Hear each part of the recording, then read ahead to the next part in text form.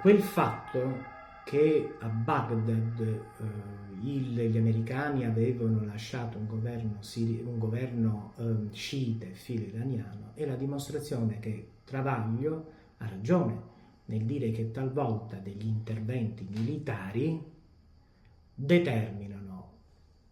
dei disastri politici maggiori di quelli che si cerca di sanare. Perché evidentemente quando questa persona mi disse, come ho detto precedentemente, che a Baghdad gli americani avevano lasciato un governo filosciita, mi fu ben chiaro l'intervento degli Stati Uniti a est dell'Iran, in Afghanistan, notate bene, l'intervento degli Stati Uniti in Iraq, e soprattutto mi fu ben chiaro chi era il soggetto che andava ad uccidere i soldati americani in Iraq, i nostri poveri carabinieri a Nassiriya, chi riforniva le milizie sciite in Iraq, e quella persona, quel soggetto non poteva essere altri che il più grande nemico degli Stati Uniti in Medio Oriente, l'Iran, ovvero la Persia. Perché vedete, il vero nome dell'Iraq non è Iraq, è Mesopotamia. Mesopotamia che cos'era? Era una satrapia dell'impero persiano, è una parte dell'impero persiano. A sud dell'Iraq vi abitano a Bassora degli sciiti e quindi eterodiretti dall'Iran. Perché è interessante questo: i medio orientali organizzano la propria società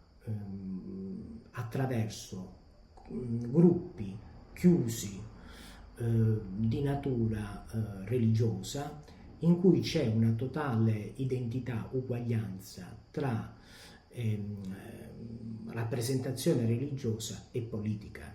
Quindi il partito politico equivale alla comunità religiosa. Basta vedere gli Hezbollah in Siria. Gli Hezbollah in Siria sono non solo comunità religiosa sciita, ma anche partito politico, in cui ognuno, notate bene, come tipico tra i medio orientali, indipendentemente da dove è nato, indipendentemente da quale nazionalità appartiene, se appartiene a quel gruppo religioso, ha l'obbligo, non la facoltà, l'obbligo di aiutare i propri fratelli confessionali. Quindi per questa ragione gli sciiti in Iraq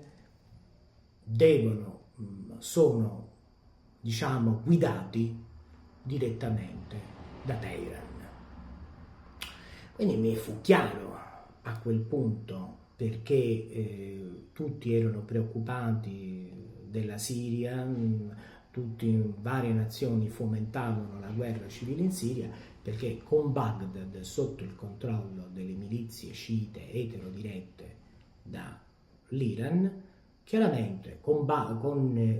Assad, che era un rappresentante politico-religioso, anche lui di Teheran, con il Libano sotto tutta la parte meridionale sotto il controllo di Hezbollah, di fatto Teheran indirettamente, tramite le sue milizie sciite a Baghdad, tramite Assad in Siria e tramite gli Hezbollah, controllava buona parte dell'Iraq, della Siria e del Libano. Quindi,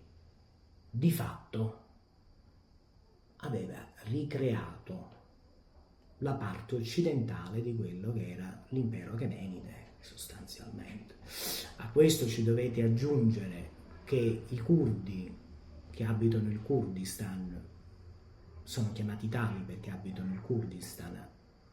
ma in realtà il loro nome è Medi, e per chi ha fatto il liceo classico sa bene che i Medi erano una popolazione tra le più importanti dell'impero persiano. Ci aggiungiamo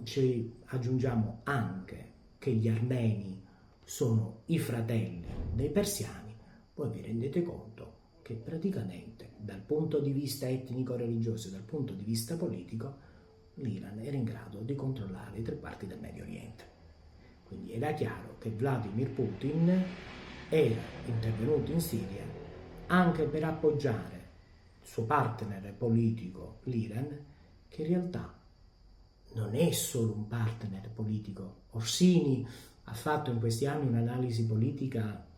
eccelsa e i fatti hanno dimostrato che aveva ragione, ma Orsini non conosce il russo, non è stato in Russia e non sa una cosa: l'Iran non è solo un partner politico della Russia, la Persia è la cugina della Russia. Tutte le popolazioni medio orientali sono parenti della Russia, sono cugini della Russia, turchi, ebrei e persiani, sono i primi cugini della Russia. Non a caso, dal punto di vista politico, notate bene la parola politico, l'Ucraina si può chiamare meglio col suo vero nome, Khanato di Khazaria, quella parte che va dal Dnieper, parte di Russia, di Ucraina-Russia, che va dal Dnieper fino al Caucaso, prende il nome di Khanato di Khazaria, ovvero i Khazari era una popolazione che si convertì all'ebraismo, per cui buona parte degli ebrei al mondo sono d'origine ucraina, sono askenaziti. Analogamente la Persia, gli Alani che abitavano a oriente dell'Ucraina, i Tagiki, il fatto che la Russia nell'estendersi a oriente abbia inglobato territori che facevano parte dell'ex impero Achemenide e quindi della Persia, ha reso sì che i persiani siano cugini della Russia. Quindi la Russia è intervenuta in Siria per due ragioni: distrugge il fondamentalismo islamico sunnita, perché la Russia ovviamente è un paese islamico, la Federazione Russa è anche un paese islamico, ma anche per aiutare sua cugina, la Persia. Questo è un elemento molto importante nell'analisi politica che faremo, perché tutte le vicende seguenti che riguardano la guerra in Ucraina non possono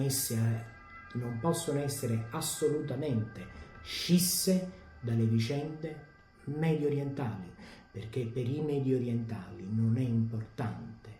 la nazionalità e il luogo di nascita, ma l'appartenenza religiosa. Per cui tantissimi ebrei ucraini col collasso dell'Unione Sovietica andarono ad abitare